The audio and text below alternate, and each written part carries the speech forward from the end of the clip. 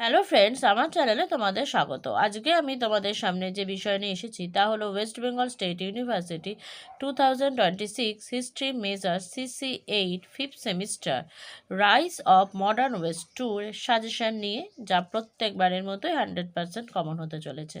তো শুরু করছি প্রথমে 5 মার্কসের কোশ্চেন নিয়ে। বিভাগ এ, লেভেলাররা কি যথার্থ গণতান্ত্রিক ছিল? 2. আদি শিল্পায়ন বলতে কি বোঝায়? 3. কোপার্নিকান বিপ্লব বলতে কি বোঝো? 4. কার্ডিনাল রিশলু কে ছিলেন?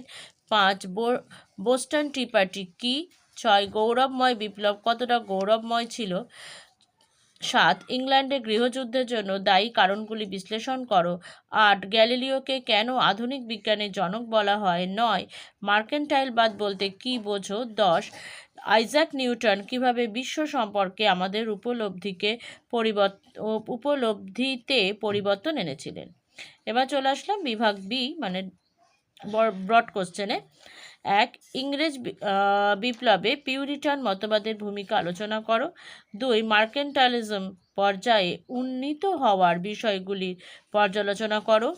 3. লক কতখানি আমূল পরিবর্তনকামী চিন্তাবিদ ছিলেন? 4. ইংল্যান্ডের রাজনৈতিক ইতিহাসে বিল অফ রাইটস 1689 তাৎপর্য আলোচনা করো। 5. কিভাবে সপ্তদশ শতকে ব্রিটিশ এবং ফরাসিরা স্পেনকে প্রধান বাণিজ্য শক্তি হিসাবে তার জায়গা থেকে সরিয়ে দিতে সমর্থ হয়েছিল? 6. বৈজ্ঞানিক বিপ্লব কতটা বৈপ্লবিক ছিল? 7. জ্ঞানদীপ্ত স্বৈরাচারের প্রধান বৈশিষ্ট্যগুলো কী কী?